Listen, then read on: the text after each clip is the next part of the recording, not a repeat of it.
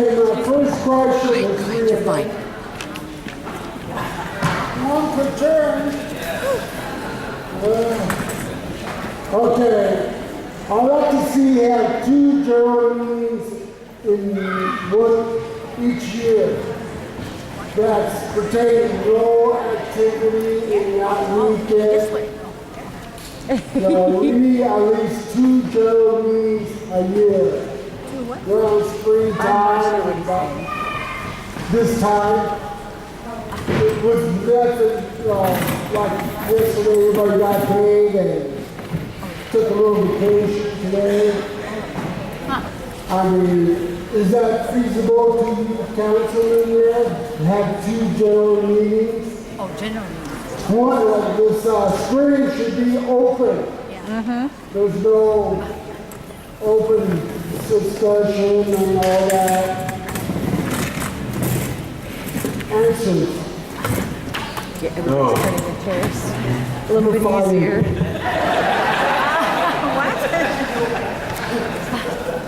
You know, one thing I do have to say to that is, in this deal, we try to be more consistent with our district meetings, and we have them monthly, and we try to base it off of what the membership would like to hear. And, you know, we still have a long ways to go, but you know, some of that we're trying to make it just a community time. We serve food and just kind of get together and hang out and talk about issues going on. But so to that, Larsky, I would say, you know, we have monthly district meetings. I wouldn't be opposed to a second general meeting a year, but I think some of that's covered in our district meetings. See, district meetings are okay for that district. This is everybody talk, get together, see what their concerns are. You know, it's like a big power. I mean, talk to each other, because that district has different thinking of the rest of the district. Answer. Larsky, of course, I would support another general membership meeting. I think that one thing that we've got to uncover is that communication, we need to improve communication. And these types of reports, we need to expand on these reports so we can get more information out to the membership. So I'd support too.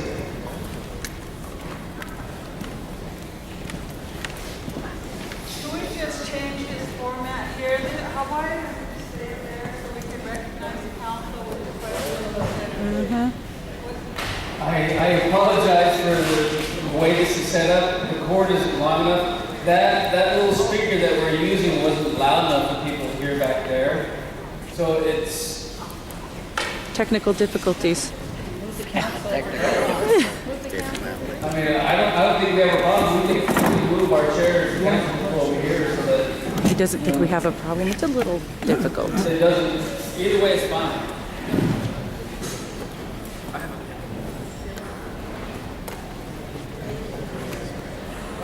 Yvette, you're up next.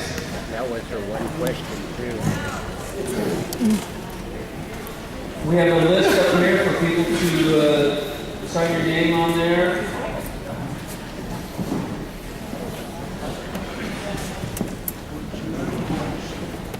My question's about Thank you, Mr. Chairman. casino on Mill Bay. By Escalado, East Queens, Yvette Joseph. Thank you for allowing me this time. I don't have a question necessarily. I do want to talk specifically to a resolution that I have received from the Spokane Tribal Business Council.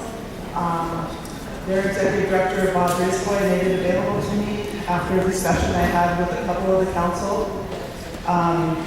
This is regarding the mandatory business council members' drug and alcohol testing policy.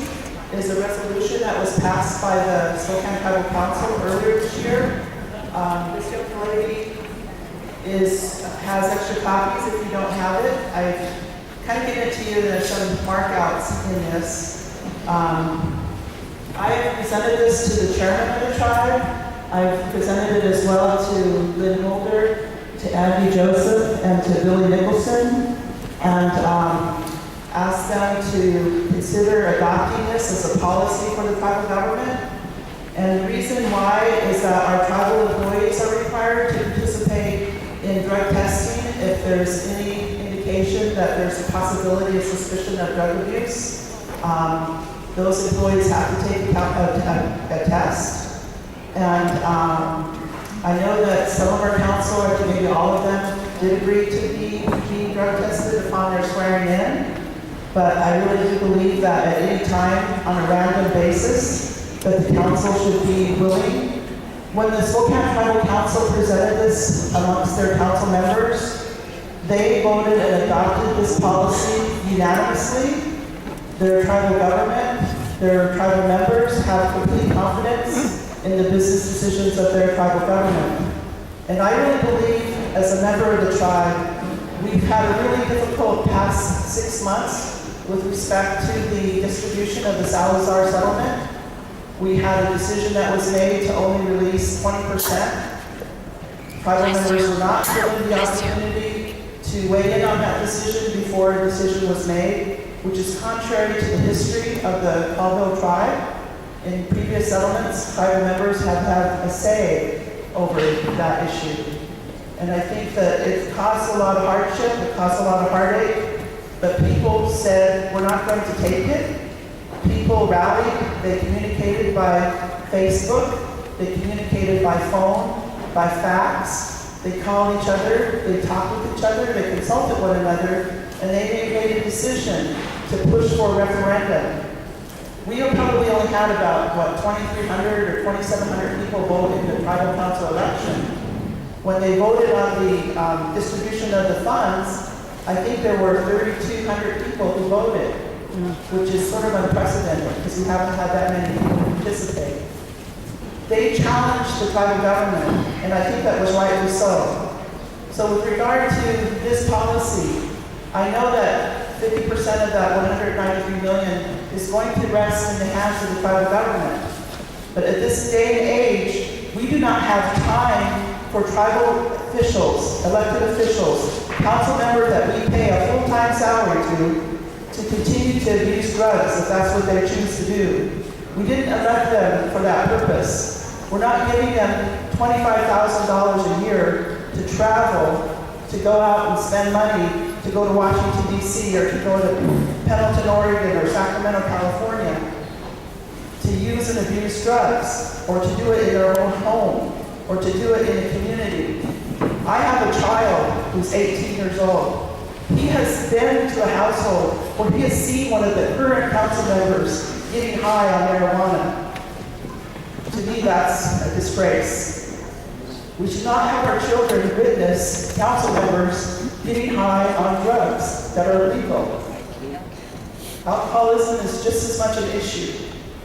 I know as a former alcoholism program director for the tribe, and I served in that position from 1980 to 1985.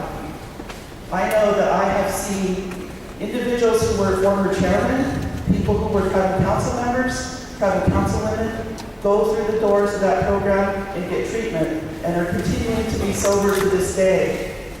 But yet, we have some people who have a problem with alcohol. We had one member of our council who was removed because of alcohol. And that is not a good thing, but at least the council took action, and he resigned. And that's unfortunate, and I hope that individual is getting the help that he and his family deserve. But I really truly believe that in this day and age, with the limited resources that the Colville Tribal Council has, with the membership's trust and faith, that each one of them at this table should stand up today and adopt this policy that requires that they be tested at any time by somebody, an ethics committee, or individual, or a group of individuals representing each of the districts. Find somebody who can take and provide that leadership.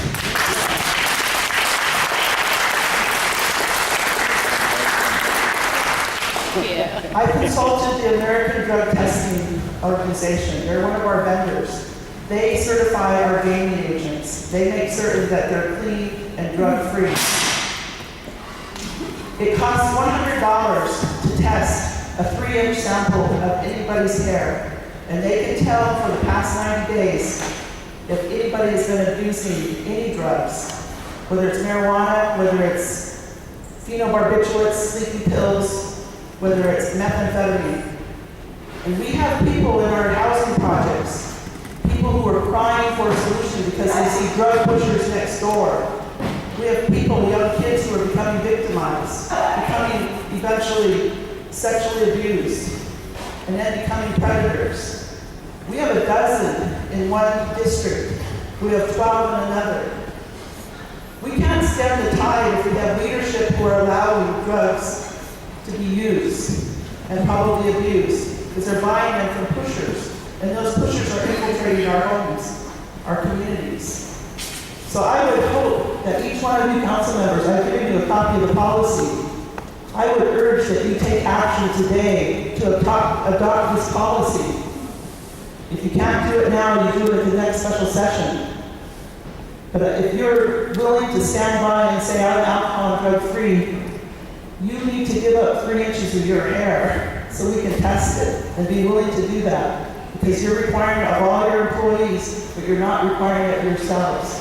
And if you're leaders, you're going to stand behind this policy. So with that, I just want to, say, I'm saying it in the strongest of terms. We cannot afford to have another generation of people who believe and support the abuse of drugs in our community, or continue supporting alcoholism amongst our leadership, because it penetrates down to the staff. And the staff, they're pretty valuable. They're doing the best job that they can. There are some who are not doing such a good job, and they need to get help. This policy from the Spokane Tribe supports employees going to treatment. And if you're found to be guilty, if maybe your hair sample didn't pass or your analysis didn't pass, you get a second chance in the Spokane Tribe. You get a chance to go to treatment. But that contract is specific. If you don't keep up the conditions of your sobriety and your being drug-free, then you're out of a job. And by rights, there are other people who could use that job. So anyway, I'm just trying to promote this policy because I believe in our people, and I believe we can support one another and help one another and help any of these leaders if they have a problem. But after that, they don't get a second chance. So with that, I just want to say thank you. I also want to encourage you to vote. I know Joe talked about the great strides that we made in CTEC and bringing more money and more resources through our gas and tobacco compacts. Individuals like Kathy McMorris Rogers, Rob McKenna, they're joining forces with people like Slade Gordon and the convenience store operators to challenge the rights of the tribes to tax and to have lesser fuel. We're going to lose all that income if we elect a Republican governor. We're going to lose all of that income if we continue to support individuals like Kathy McMorris. She has not done anything to support the Violence Against Women Act. She has contested the right of the Caldwell tribe to prosecute non-Indians on our lands when they sexually abuse or rape or beat a woman. So I think it's time to get rid of Kathy, and I think it's time to support Jay Inslee. And I think the council has made some endorsements. They haven't put that out there on record, but I really see the importance of supporting President Obama and others as well. So I had to throw in that quick message because, I did run for state representative once before, but I really believe we have to support our tribal rights. So with that, please encourage our council today to adopt this policy.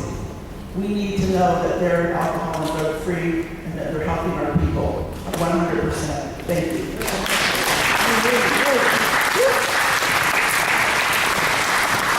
Today I'd like to respond to your recommendation to the council. There is a resolution.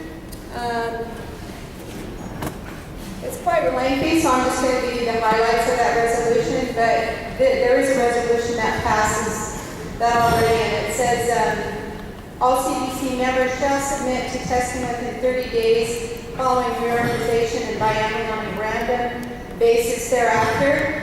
I can vouch that I was tested.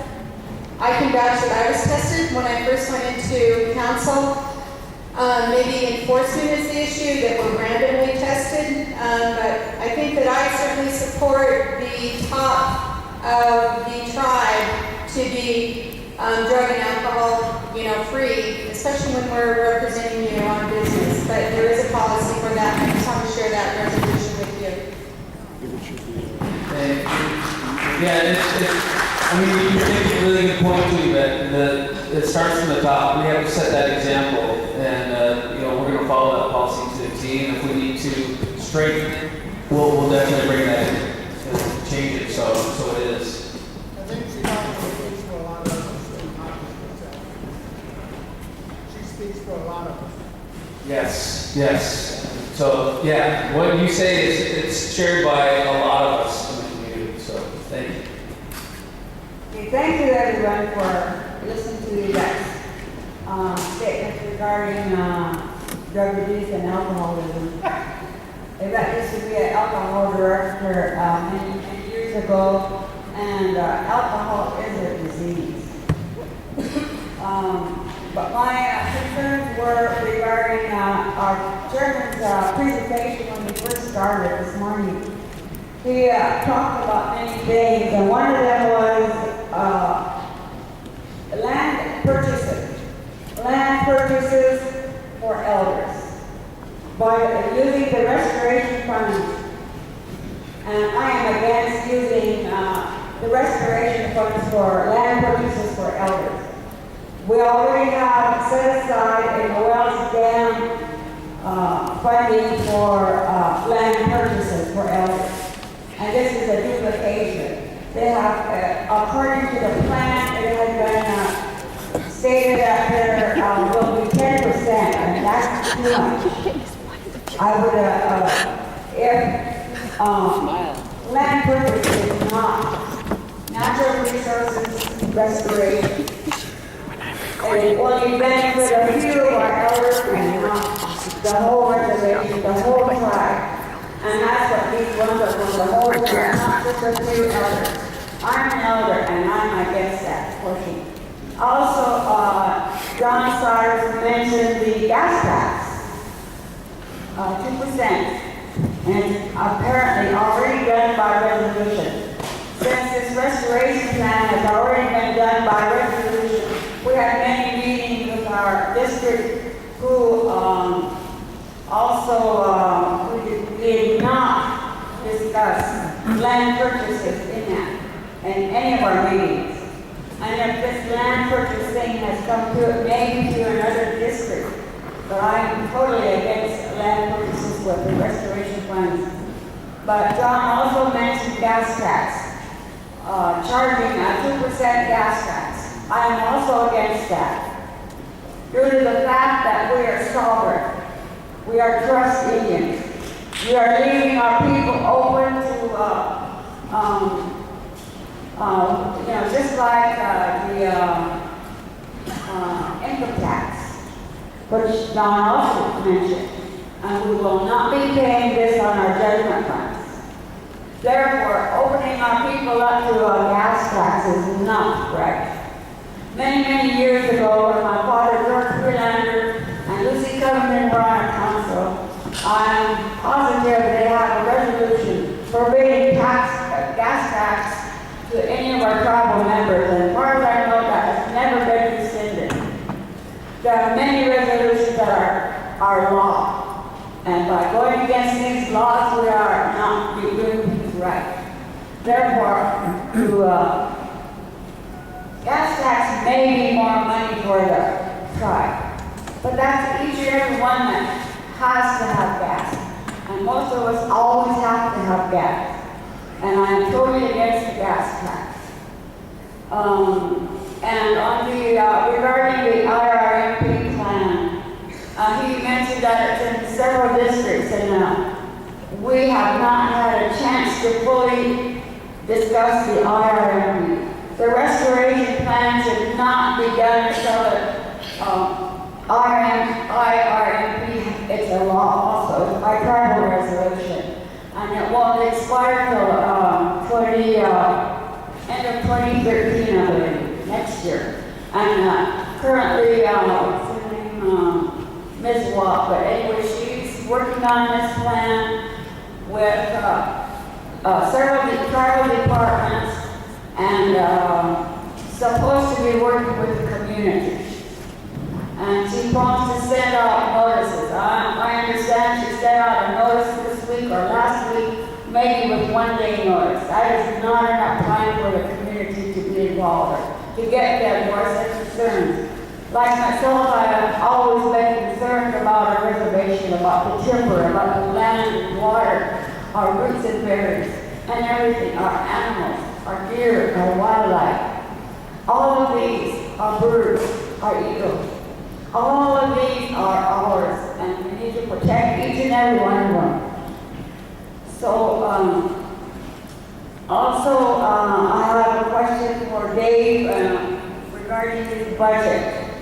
He mentioned many things, and he said something about travel.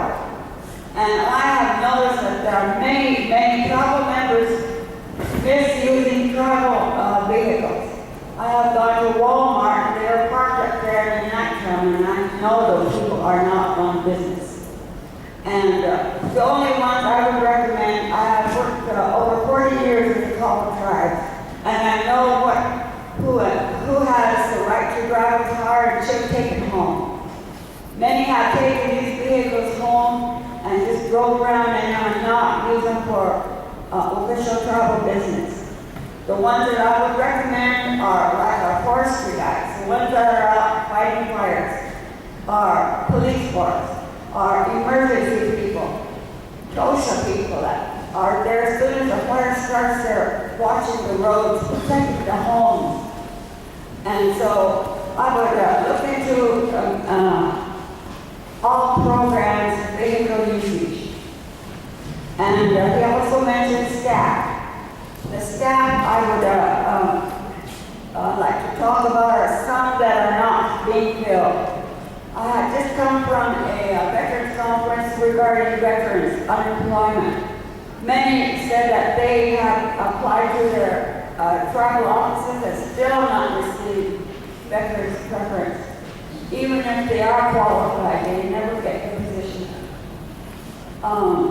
And staffing, I would recommend that we hire a bona fide degree road engineer. Since restoration is going to require a lot of roads to be either closed up or rebuilt, we need a road engineer that knows roads. I also worked with the Department of Grassy Roads and the BIA many years ago, and I know the policies and procedures that go with roads. In the Wells Dam budget, we got a glimpse of it, and I saw that Mr. and Mrs. CCT were in that budget and were funded.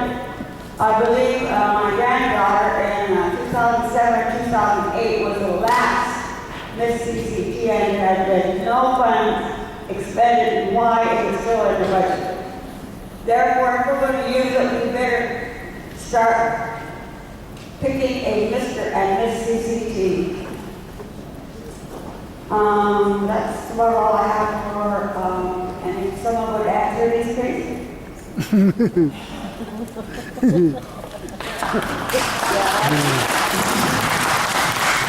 Thank you, Barb. I can address one of them for sure.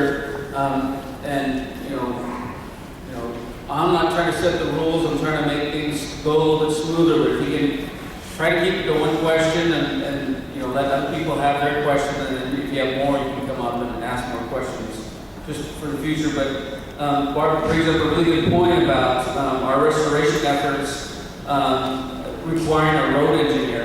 And that was one of the things that we asked for at the Department of Interior when I went back to DC just recently.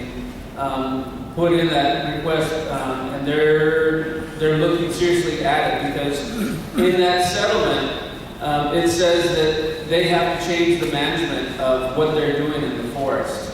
And if we can prove in that settlement, if we can prove that those management practices haven't changed, then we can go back and pursue other damages. So, when we let them know that things haven't changed, in the management practices, and we told them we wanted a road engineer, a qualified, certified road engineer to handle the road restoration and the building of the roads. They were like, we're going to look into it. And so they really are looking into that for us. So they heard us loud and clear on that issue. Does any other councils want to talk about land purchase?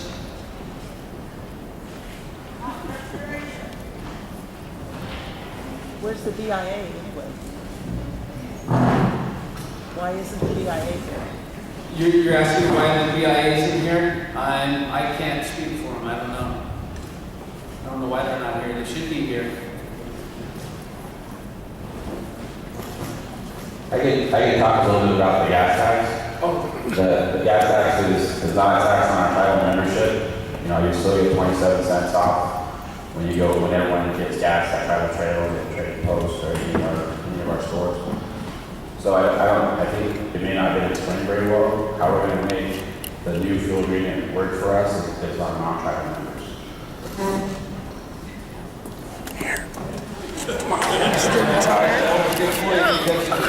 It is a tax to be put on non-tribal members, not on tribal members. So I think we definitely need to explain that further. But we had a lot of presentations that we're trying to get to, so we kind of kicked this down a little bit.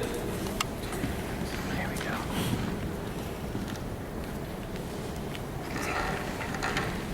Hello, my name is Jerry Gabriel, and I spoke earlier on the reforestation. I've been getting really worried. It's been about 6 months now since they spoke to us about the 193 monies, the settlement. And at that time, they said they were going to come up with a plan. The people waited and waited, and so then all the people decided to go for the 50%. But what I'm here for is, I don't like the way that how slow it's been going. And they've had plenty of time. They knew about the settlement as early as December. Probably not knowing how much and when or anything, but it's been 6 months since we've been talking. And what I'm really afraid of is they're going to start drawing on that money and spending it before the work's done. I remember what the 193 meetings, they said that they was going to put a lot of people to work, our young people, out in the woods, planting trees, restoring the riparian areas, the watersheds. I did handouts earlier, and I talked about pretty much everything that I wanted to say in there. The only thing is that I wanted to say another bit so I could talk about it.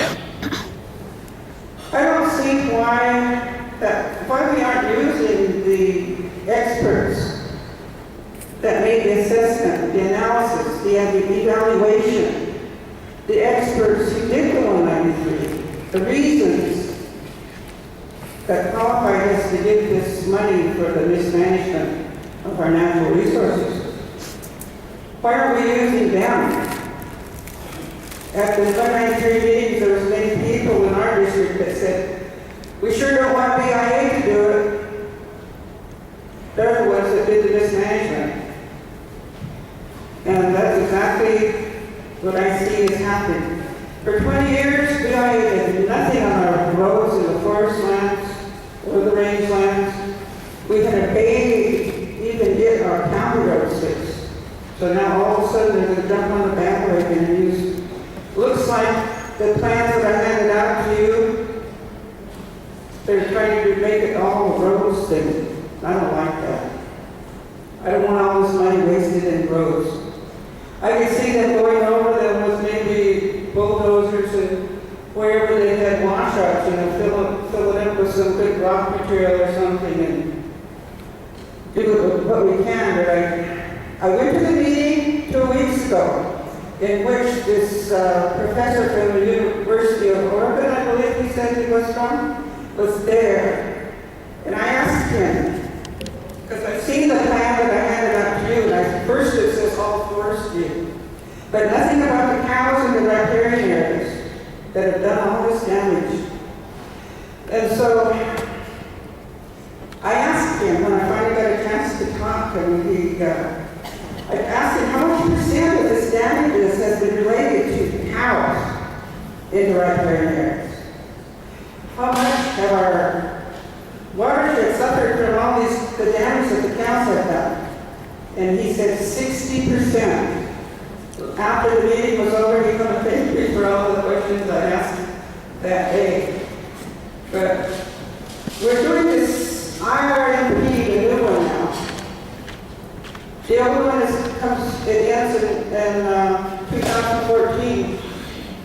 We've got just a little over a year. And I just can't wait for that, because when they done that to this 2002 EIS, they doubled the amount of cows in these units, 208 units. 26 were identified as being in extreme and highly classified sensitive condition in these areas. They were all east of the Santuel. And the 5 experts we hired to do that EIS said that the reason for it was poor logging practices. The cows, all those in those 26 units, the water was all polluted. Wrong size culverts in the wrong places. All that silt was getting into the creeks. But I've seen I've been going on field trips for like over 20 years now, and I've seen the damages for myself. But I have to say that there has been some good work done out there. I've seen a lot of work through Todd Thorne, that they've rebuilt some of these totally creeks that have been washed out. Some of these creeks have been restored after all the fires, the 29,000 acre Slovilla Basin fire, the Buffalo Lake fire, the Omak Lake fire. There's a lot of places that have been restored and very well. And I'm really proud of the work they've done. With all what I've seen in this IRMP, I've been going to the meetings, and I've missed some of them. I haven't been notified. My name's been on the list. Maybe I'm too outspoken, I don't know. But anyway, I can see that all the disciplines are not there. I believe that the water people need to be there. The environmental trust people need to be there. Our soil scientists, the fish and wildlife. We have a brand new culture expert. She's come here from UNTAL. She's doing a really excellent, beautiful job. The tribal members knew that they've been using herbicides, not only on our huckleberries, they even posted it up here in Keller Creek. They posted, do not pick these berries for 3 years because they've been sprayed with herbicide. They sprayed herbicide on our Indian carrots and Fremont meadows in different places to kill weeds, to kill the knapweeds. But people don't know that. People that weren't at these meetings or don't know. It stays into the ground for 3 years. That's where our roots are.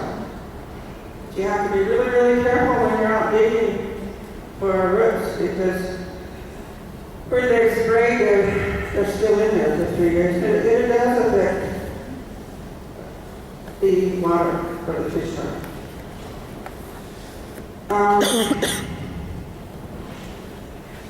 But what's most disgusting to me is we've been babysitting these cows for all these years, like the 1980s. I remember when they got the sheep out, they were damaging, eating up everything and damaging our huckleberries. And I've seen poor logging practices. Something terrible. These long skid trailers, you've probably seen them on different places over by Omak Summit. They just gouged out the land and hit other trees that are to be saved, like they could care less. And I don't like that. I think they should be fined for any damages done out there. So I wanted to make a statement so I don't have to take up more time later. It's from our financial officer. I can't see why our financial officer asked a year ago for quarterly reports. And I couldn't see why. Why on earth we couldn't get them? I guess they're online now. Here's how I look at it. I think they said we had like 54 departments. They could divide them up into like 4 and do so many a week. And when one month time they can have that report out, I think. I think if I was paid that much, I could do that, really. So I know that in the previous years we had a quarterly report in our Tribal Tribune. That's what I like to see. Not everybody goes online. And I would like to see, I was wondering too also, when our chief financial officer did our report, why on earth didn't he just, if he couldn't, you know, rather than put it up on a screen, why not put it on paper? That would have been real good to see. But one thing I've been concerned about is, and what I want to do is see a breakdown. I haven't heard very much talk about our timber. We see our timber rolling out every day, and it just makes me sick because I thought as soon as the 193 settlement was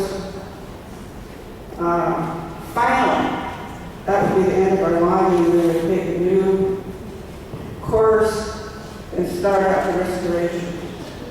Stop the clear cuts. I've been on several clear cuts. I've done several field trips where they're doing clear cuts. And I just went on Brown's Pasture just recently. And what the clear cuts are, these RRTs, that's what they're talking about. Those are the clear cuts that you see all over the reservation. Some of it was helicopter logging in our mountaintops and ridges in places that was classified as inoperable before, not only that for financial, that it wouldn't be financially feasible, or that it was too rocky. But I've been taught that we don't touch our mountaintops and ridges. It makes me very angry to see these carcasses. And I can't wait till they do this restoration. But where today have we heard? Where's the financial report on this timber? How much have we made?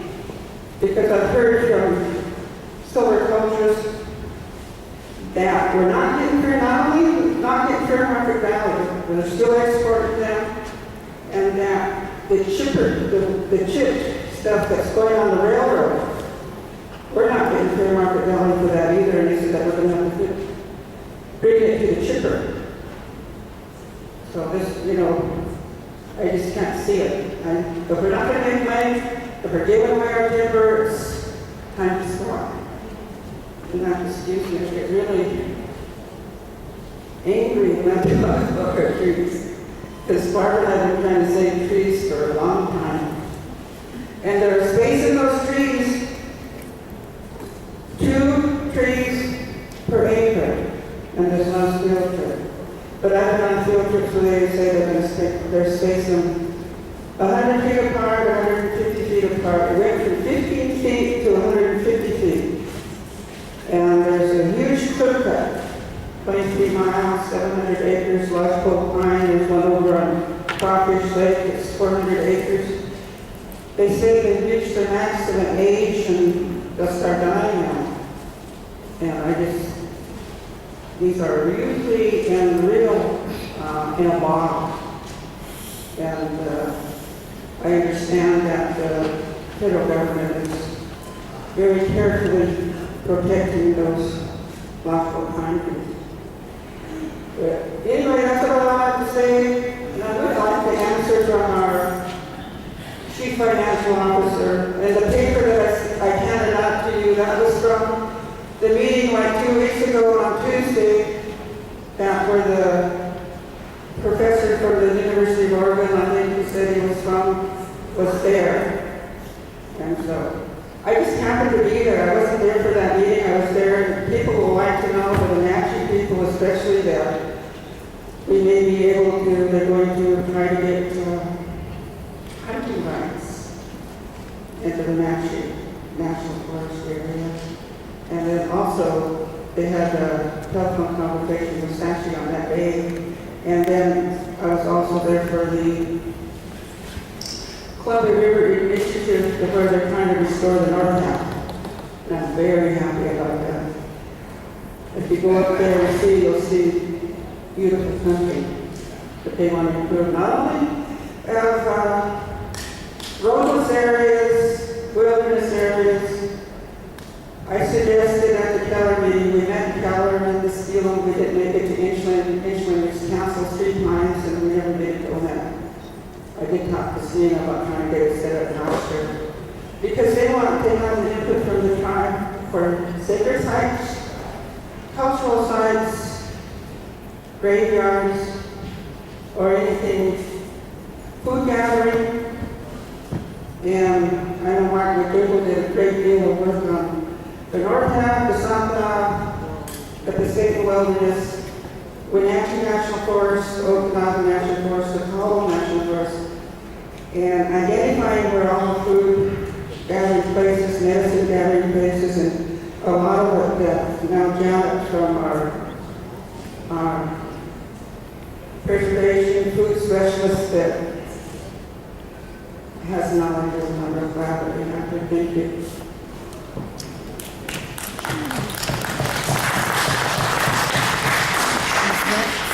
I am.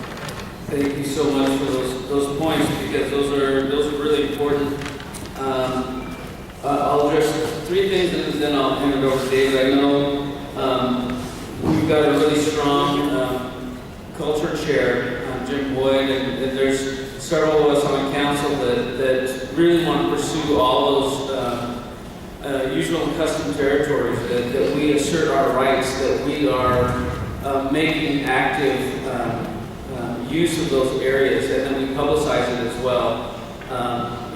That's our rights, and I'm so glad you brought those up, because we need to use those areas to not only for our own rights, but to educate the next coming generations about how we use those lands, how we connect with those lands, because they are a part of us and they're a part of it.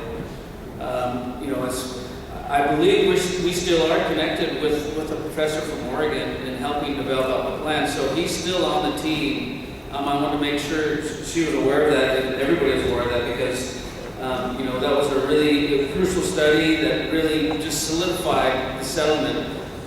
If we didn't have that team working on that settlement agreement, we would not have gotten as much as we had, because we had all the data, all the facts laid out before them. So when and I wasn't there when it happened, but when the team went there to negotiate with the government, they were really taken aback, because we had all of our ducks in a row, and that professor from Oregon really helped establish a lot of that. So we are definitely keeping them on the team to help guide some of that. And in terms of taking a long time to develop a plan, all I can say, because I've only been in office 3 months, we've got a plan together, and we did it in 3 months, and I think that's pretty astounding. And I want to thank the table, the people at that table, and the staff for coming together and working on it. It's not perfect, but it sure is a really good start toward doing something. Before this plan, there was nothing. And that's why people had a hard time, because there was no plan. People, they're really angry. We now have a plan, a framework to go forward. And it's based in our culture, it's based in our ways, it's based in sustainability, it's based in restoration to protect old growth, to protect our water. So, all these things, that's what the remaining settlement funds are going to be used for. So, that's all I can say about the plan, but I'd like to ask David if he could talk a little bit about the budget.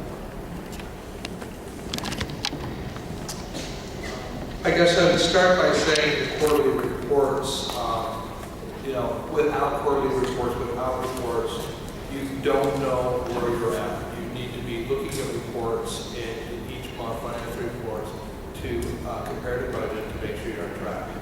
We have been for, I think up to about the last 18, 20 months, producing monthly reports, hundreds of 150 reports each month to go out to programs so they can manage their costs. We do have issues though at least I do, in presenting numbers that I don't feel that are accurate. So I don't want to have a quarterly report go out and then have those numbers change because there was an accounting error or there was an issue. And it's more complicated than just adding the numbers together. So as I said, there's 150 reports that go out each month. It's pretty much automated. I review them, but I don't have to put them together. We've got a program that does that. But the complication comes in where you have some of our tribal programs, we'll use IP as an example, where they might receive in $600,000 in revenue. And that revenue is what they charge to programs, and those programs may be a general fund or it may be a grant. Well, the grants will produce new monies coming in. The general fund doesn't. It's like this. I can put money in my right pocket, take it out, put it in my left pocket. Have I increased my revenue? I haven't. And the way my reports show now, it looks like I've reported the revenue twice. I've got to eliminate them. And that's where I haven't been able to get to. Up until, we're really close, and I said this last year, we needed to have a consultant come in to change our chart of accounts. When we went into this new system 2 years ago, the chart of accounts was never changed, and as a result, we can't produce the reports out of our accounting system in an automated fashion. So I could spend hours and get staff, and we could be producing quarterly reports, but to my mind, that's not a good value to the tribe. The better value was to get our finances in order, and the next would be to get our reporting automated, so we can do this in an automated fashion. Moving on to the second, so as of the 1st of 2013, we will be producing quarterly reports. So I said they're very close. To the second point, and that point relates to stumpage. I don't have the numbers in front of me, but a good estimate of what we have in our budget is from the lumber that we're producing. It's only coming out of the sword yard. And the sword yard, we're doing that because it's a break-even venture, but to try to get stumpage dollars back. And this year, we're estimating at $1.8 million. So it's not a lot, but there's something there. I think I addressed both questions.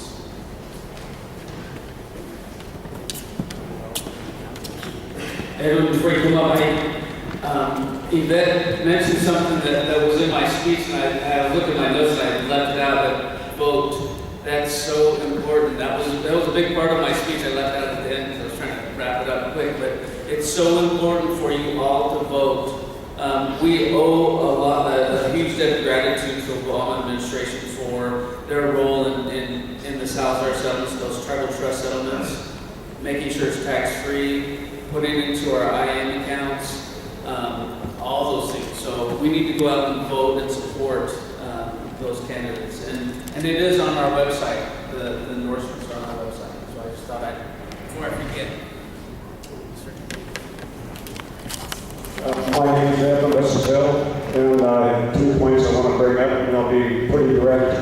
The first one is about $193 million that we just received, where we're going to need support from the tribal council when we start paying taxes on that money. The IRS will be breathing down our neck, so we're going to have some kind of procedure that will help individual tribal members to make sure that the IRS aren't going to be over here picking up people and throwing them in the can because they didn't do their tax returns. The second point I want to bring up is by sitting in a tribal council meeting, I heard a discussion made about the Mill Bay Casino possibly have to be moved. And I would like to know if that's fact, and if it is, I'd like to know the history, and I think that the history should be passed on to the tribal members. Could I get an answer to both those questions?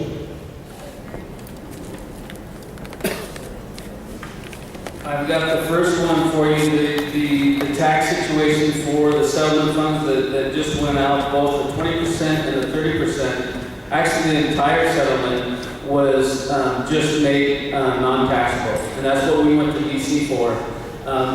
It was a huge issue because the IRS, when we did the initial negotiation, the IRS, the Department of Justice, was really fighting hard because the Bureau of Indian Affairs did not want to take any more funds into trust. They wanted to wipe their hands clean of it.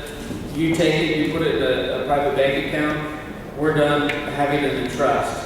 So as things went back and forth, we were one of the only tribes to get any amount put into trust because of our attorney.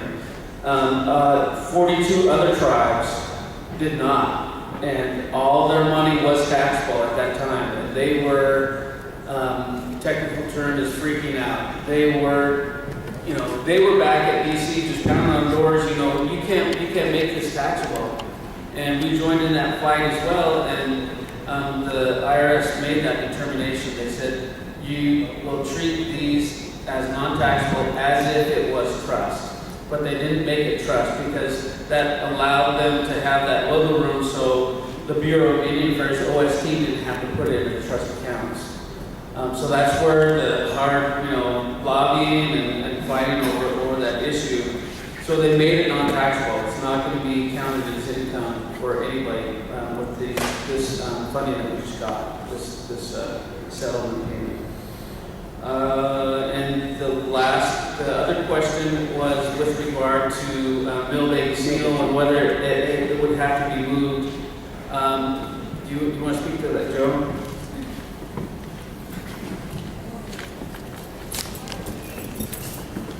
The Mill Bay Casino has been on leased property from the beginning. And the lease originally was, I think, a 25-year lease. There was a provision to renew it for another 25 years. That was by Wappville Heritage LLC. And done that there. They were the asset leasee, or how that works. There's been 2 court cases, that one going on, the Wappville LLC. There's another court case with the RV parkers down there too, that's going on now. And they renegotiated a 5-year lease for the tribe. And that 5-year lease, I think, expires February of 2014.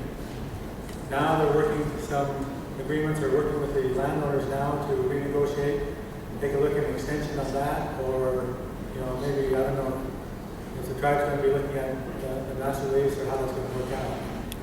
We keep our fingers crossed and hope that all the court cases and everything follow along with what the tribe needs, what the landowners have in need.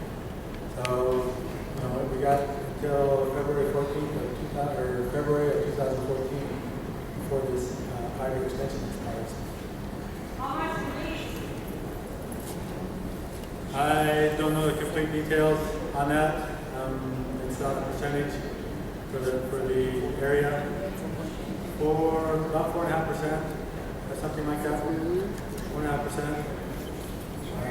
And that's lower than what the original was. In dollars. I think about $1.5 million. For the year, probably. Joe. Yep. Yeah. I'd like to Yeah, say something right? back up on that. When I first heard of this, wasn't just a council, I heard this going way back. When the individual that died originally had that lease with, he passed away. Now there's a group of people and they're holding this tribe hostage in their negotiation. Is that fact?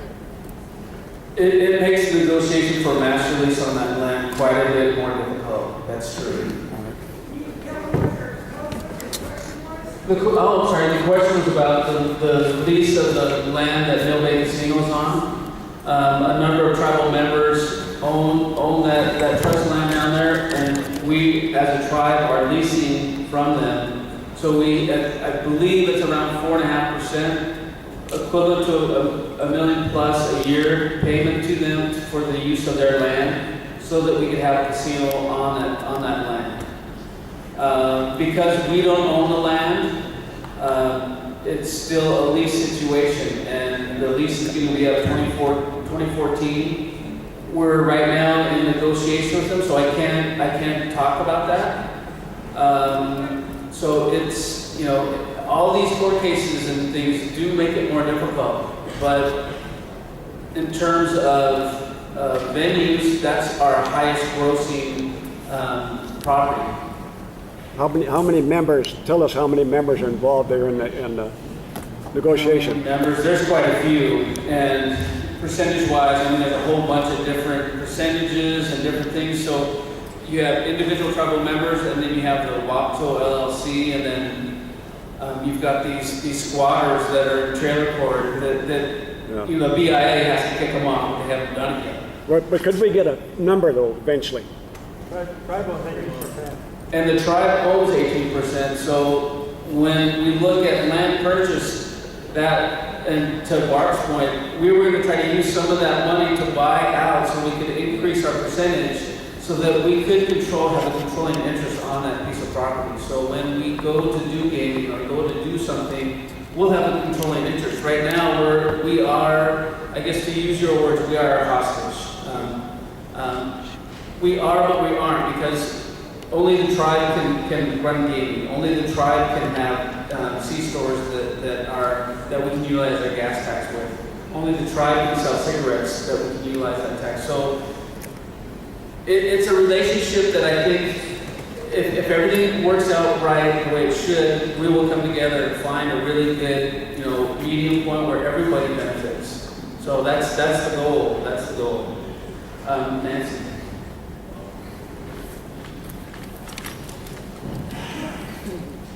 I just have two things I wanted to point out. It's been pointed out, but I want to thank, first of all, the membership who provides all the input and questions, but also the support. We have a chairman here, I think, who is a lot more humbly than he often should be. And you know, we didn't celebrate or recognize, I don't know, adequately that money that was received is not taxable, is getting taxable. And him and Mike went to DC and represented not just the council, but all of the people here, and they were successful at that. And I think that deserves a round of applause. John also made sure, and he had 14 councilmen on the phone constantly saying, what about the IIM money? Is our children's money going to go into IIM? And we were getting called, and he was getting dozens of emails and calls all the time, and we need to celebrate that too. When he finally sent out the email or the text to all of us that said, I got that accomplished. It's like, good job, John. You know, and I think we need to celebrate and recognize that as well.